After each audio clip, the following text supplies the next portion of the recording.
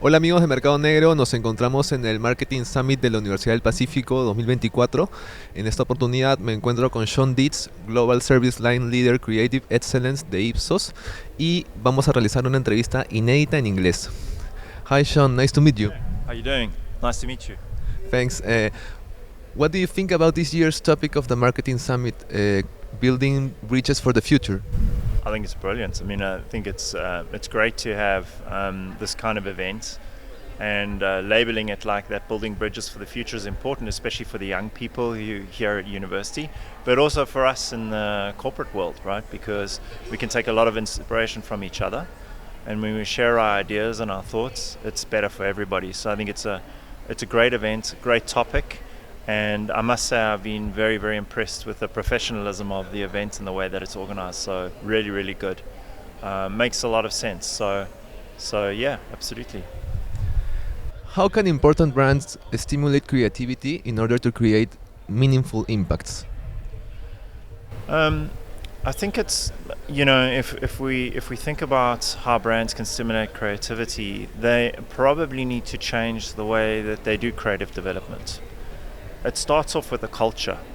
Because if you don't have a culture that allows the marketers and the people in the marketing departments the freedom and the space to work on this creativity topic, it's going to be very difficult to be successful, right? So firstly, they need the space and the trust from their superiors, their C-suite, to be able to do that. Secondly, I would say I think having a very good partnership between marketer, creative agency, and research agency is very important. I think the triangle of this trust, if you can call it, maybe even the media partners or platforms. But I think this is a very, very important. Then I would say changing maybe the way that you do your briefing. When you brief in an ad agency, is not to think of dear agency, please produce a 15-second ad or a 30-second ad, but rather produce an idea and a story. Let's get that right first, a big idea, core creative idea, and then talk about the execution. Then we'll produce the stories for the platform, for the media that it's based on. But I do think I think the single most important thing is culture, and companies that embrace this culture of creativity are the ones that do well. And I've seen it. I mean, I spoke earlier about a pharmaceutical company. And they had a guy join 3 years ago who was a new CMO. And he brought in this thinking, and we helped him with it, called Elevate Crazy Creativity into his organization. Because pharmaceutical brands, if it's OTC or RX, normally quite boring, right? But he managed to transform that completely. And I think he created this culture. He created this elevate creativity topic, and it's not just about words on a PowerPoint. It's about a belief, a vision that you all move towards. I think that's probably the most important thing. Great. During your speech, you showed an ad about the dangers of sharing children's data online. So I wanted to ask you, what is the value of a strong storytelling in order to stand against something in a campaign? I mean, storytelling is everything.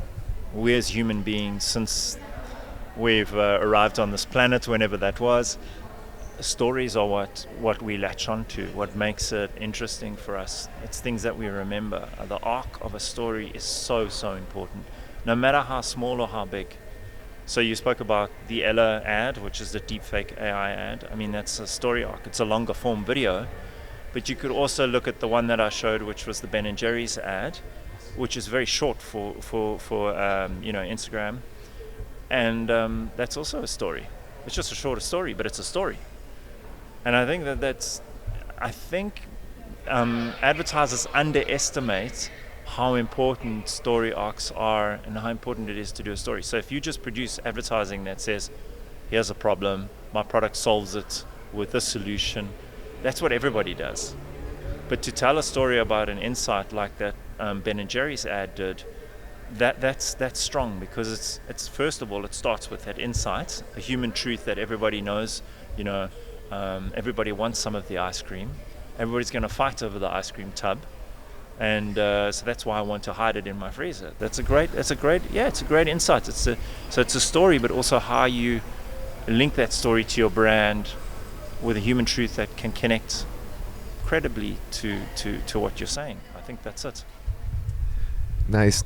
So, in which way empathy contributes to create, to build confidence towards a brand during ads and campaigns? Yeah, I mean, empathy is critically important. I mean, what we've seen is just through thousands of ads that we look at, that it is one of the most important things to get right. And if you don't have it right, you can be average or below average. That's what we see. So, the implications for brands is that they need to really do enough of their homework early on. What I mean by that is that they really think about, okay, what is the human truth, or the how can we deliver on this empathy with our brand in this category, right? And if I think of laundry brands, when I was working 15 years ago for a company doing testing a lot of advertising in the laundry category, the laundry advertising was incredibly boring. It was about a woman showing washing that's whiter than white. This is not very different, and everybody does that. Sure, you want the product to do that, right? But then if you look at what some of the detergent brands have done today, like Unilever has done Dirt is Good. Phenomenal campaign. That is empathy. There's Ariel in India who's done Share the Load. Incredible campaign, talking about silent separation of a couple that's been married for over 30 years and are drifting apart, but Ariel, the brand, brings them closer together because they share the load of the washing.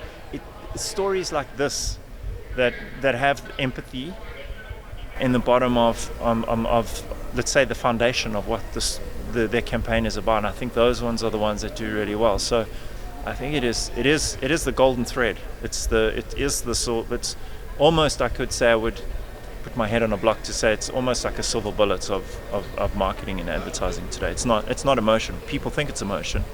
It's not, it's empathy. Well, thank you very much, Shaun, for the interview. Thank you so much. Yes. Amigos de Mercado Negro, esta fue una entrevista inédita en inglés en el Marketing Summit de la Universidad del Pacífico 2024. Conmigo será hasta una próxima oportunidad.